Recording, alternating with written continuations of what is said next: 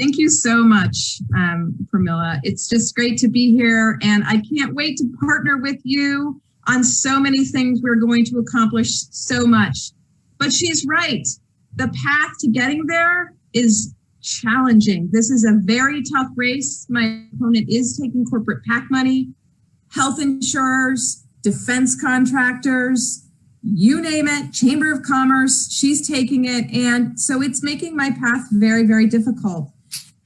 But I am committed, absolutely committed to a bold, transformational vision to take back this country and to make sure that we are lifting people out of poverty,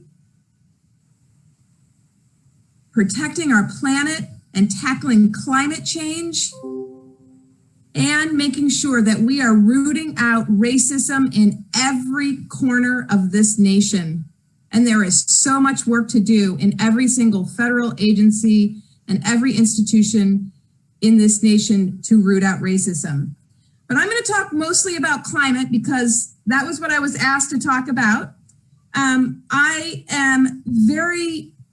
We know that with the fires and the droughts and the hurricanes and the very severe weather, that we don't have a lot of time left here.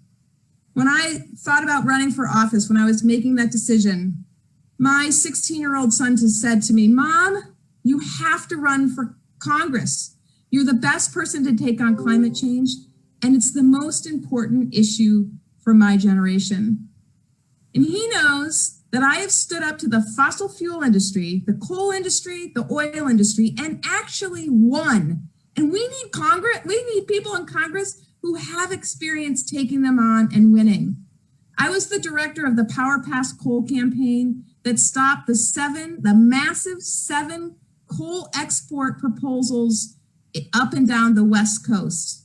That would have locked in 150 million tons of greenhouse gases every year if we had let those proposals go forward. People thought we were crazy. Of course they're going to be able to do this. They have all the power in the world. But together, hand in hand with tribes, environmentalists, neighborhoods, small businesses along the rail lines, we said no.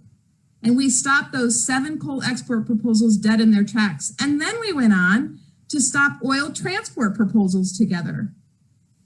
So when we work together, when the tribes, environmentalists, small business owners, people who want to take back our future and want a safe planet for my son Aspen to live on and all of you to live on, we can actually win. So then I went on to the legislature, and there were a lot of barriers. We hadn't passed a lot of climate legislation, and I thought, heck, I want to go try. And it took a couple of years, but systematically, I was part of a caucus that helped to remove barriers one after another. And we got to 2019, and with the governor's help, we had a suite of policies that sector by sector reduces greenhouse gas emissions to a level that put us on the path to meet our greenhouse gas emission reduction goals that are currently in statute. We passed the nation's best 100% bill, 100% clean electricity bill in the nation. It's not only about getting us to 100% electricity, but it requires equity. It requires us to look at where we are building out our transportation, our electric vehicle transportation, for example. So it's not just in wealthy neighborhoods.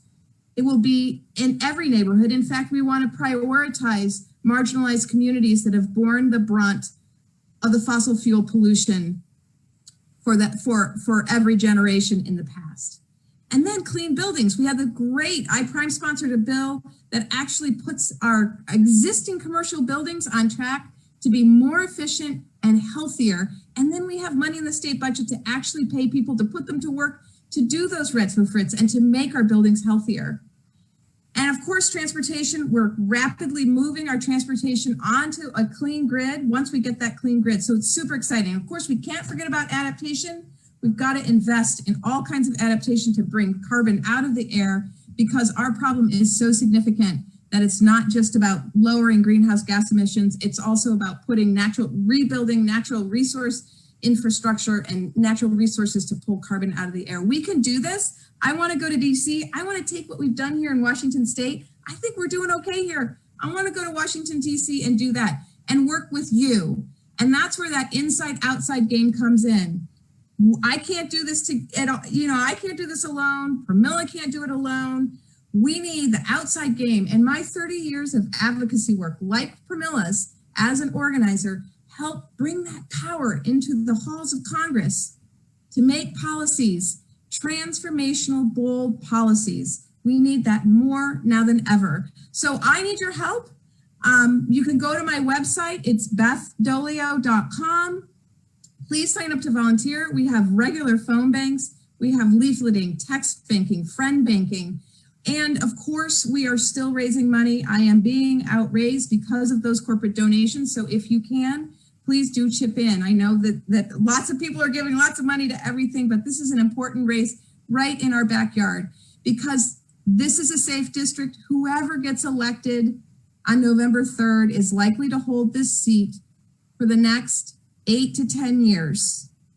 The path to progressive policy lies in districts like these, safe Democratic districts. This is an opportunity to pick up a seat for the Congressional Progressive Caucus that Representative Jayapal co-chairs, and I would be so proud to join that caucus with her and to represent you as the next member of Washington's congressional delegation.